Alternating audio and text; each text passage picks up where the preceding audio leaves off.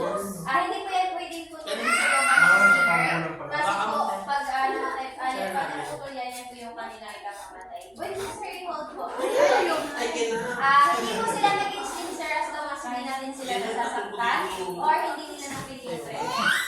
Tala na. Ito sir, totoo. Malayo pa kami. Venomous lang sir, mas active yung venom. Kasi parang katulad sila sa aso, mas venomous yung maliliit yung para sa lalaki. Ilang oras na?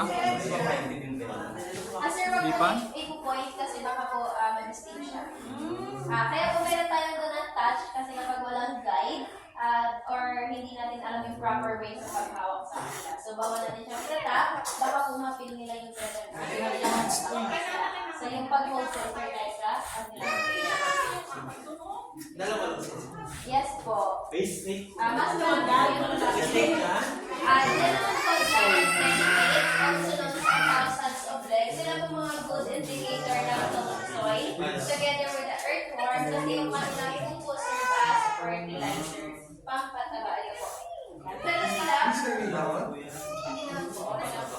So, dito po, sila po pag nasasaktan natin sila, i-edit natin sila, nagre-release sila ng toxin po. Yung toxin na yun, papunta sa balat